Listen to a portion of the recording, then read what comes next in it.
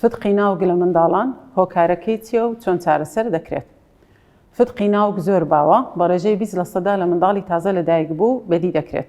ئەو ڕێژەیە زیاترە لە منداڵە ناکامەکان ئەوانەی پێشوەختە لەدایک دەبن، هەروەها ئەو منداڵانەی کە هەندێک نەخۆشی بۆ ماوەیان هەیە، وەکو نەخۆشی داون و کەمی دەردانی ڕژێنی دەرەقی. و لە ڕەگەزی کچ زیاترە وەک لە ڕەگەزی کوڕ. هۆکارەکەشی سکماکیە.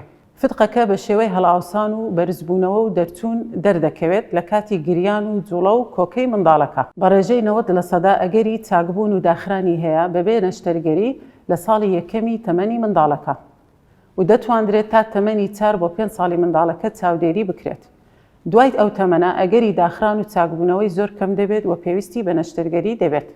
هەندێک جار فتقەکە تووشی جیران دەبێت، ئەو کاتە زووتر پێویستی بە نەشتەرگەری دەبێت. ئەو حاڵەتەش زۆر دەگمەنە و ئەگەری ڕوودانی زۆر کەمە. بەکارهێنانی قایش و پشتێن بۆ چارەسەری فتقەکە لە ڕووی زانستی پزیشکیەوە هیچ گرنگێکی نییە، بەڵکو ئەگەری زیانیشی هەیە، وەکو دروستبوونی سوتانەوە و برین لە پێستەکە و ناڕەحەتی لە منداڵەکە. بە هیوای سەلامەتی بۆ هەموو لایەک.